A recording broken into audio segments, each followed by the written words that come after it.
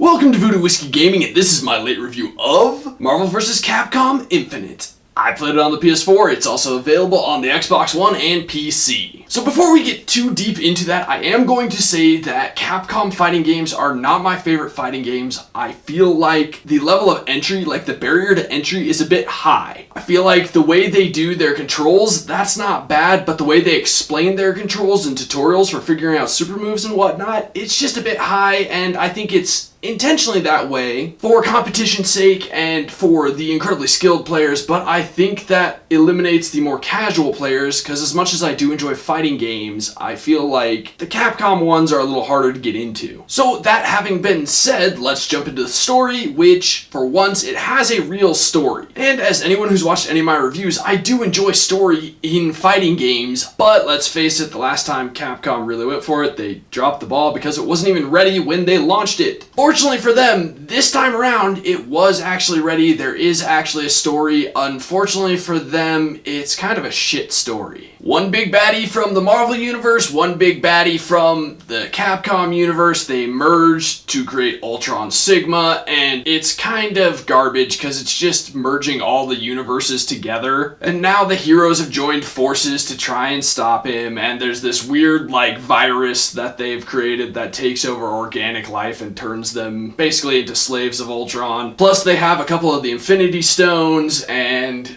well, now the heroes are trying to find the other ones so that they can stop him, and I don't know, it gets a little silly. It's pretty poorly written. The idea isn't bad, but the writing behind it is. You've got the entire opening scene and all the early fights, or a bunch of the early fights, which is the heroes trying to bust into a prison to rescue Thanos. No, it's not a spoiler that they team up with Thanos. It's in the ads, and it's in the first, 20 minutes of this game. But Iron Man and all of them are doing that, and then when they have him, Iron Man suddenly goes, "Oh wait, I helped you rescue Thanos? Fuck you though, I'm not gonna let him out. Or at least let you speak to him because reasons." Basically, he's like, "No, we can't get this information from him because he's evil, even though I helped you break him out of prison." It makes no sense. But it's not only things like that. I mean, the script is not well written either. Not just things like that, but the way things are said, not the voiceover work, but the way they're written to be said is kind of weird. Overall, the story could have been skipped and I probably would have been happier, because, well, it didn't add anything in this case because it wasn't well done. Next up is the audio. The sound effects are fine in this game. They're good.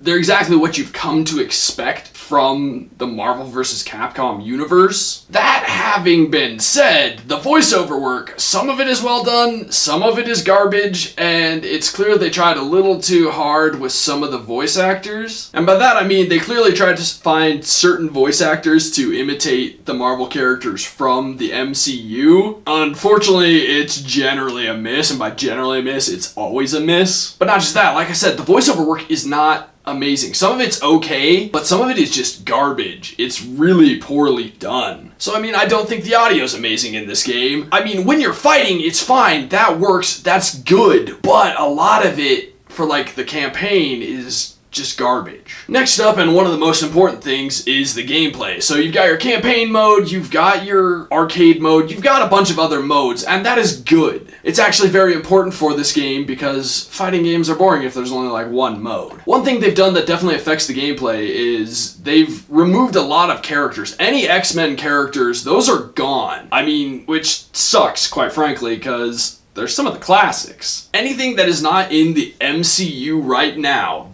the Marvel Cinematic Universe, including the TV shows, those characters are just straight up gone. So that I found disappointing. I think there are a few characters that they added that I could definitely live without. Arthur, absolutely Arthur. I mean, I was garbage with him. I'm already not amazing at Capcom fighting games, but he was least favorite character far and away, mostly because he's so short, he has zero reach, and even when you get close enough to try and land combos, it may not necessarily go well. And I'll address it here like I did at the beginning. I feel like there are things that they don't do well. It's not that the controls don't work, it's that the way they explain them to you is not necessarily the best way. Having played some previous Street Fighter games, I do understand a good majority of what they're directing me to do, but there are certain maneuvers that I don't feel like they do a good job of explaining what you should be doing. It's not just that, it's a lot of the control related things. There's a limitation on what you can or cannot do unless you're a super advanced player. I mean, if you're a more casual player like myself and you bounce around from game to game and you don't necessarily devote like your entire existence to one game, then you're gonna have problems with this game. And that's not awesome because that eliminates possible fans. Next up, the controls. For the most part, they work very well. There were times where I felt I hit the buttons required to do the move I was trying to do and the game just was like, no, fuck you. You were like 1/1000th of a second off, therefore no. So again, that's another thing where it's eliminating a portion of the player base because they're not gonna have that flawless timing. They're not gonna be able to string together some of those combos because they haven't been doing it for decades. And I'm not saying they should be able to, but I am saying that Marvel vs. Capcom is not an inviting game, from controls to a lot of gameplay elements. That having been said, when I hit buttons, they worked. I did feel, however, the combos could have been a little looser. That way, the non-professional players could still execute the combos well. And lastly, there's the graphics. The graphics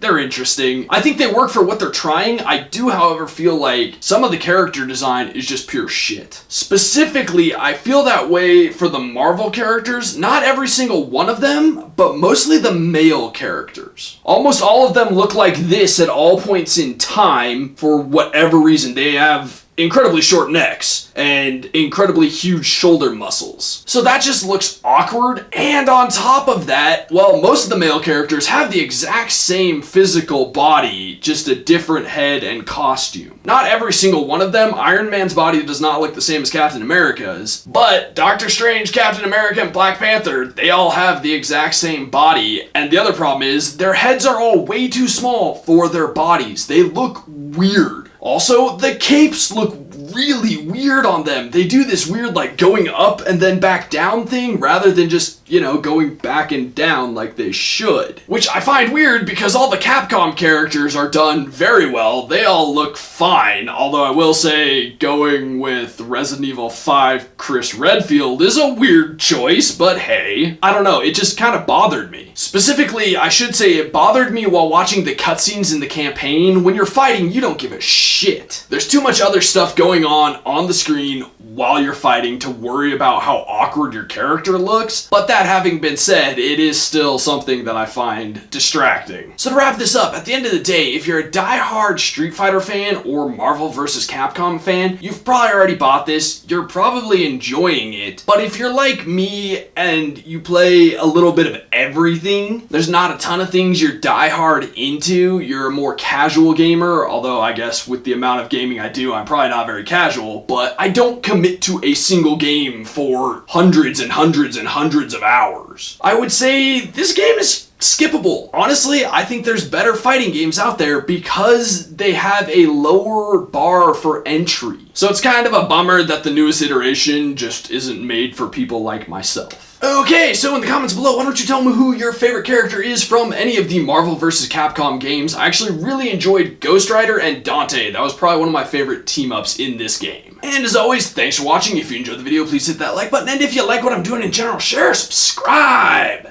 Have a good one.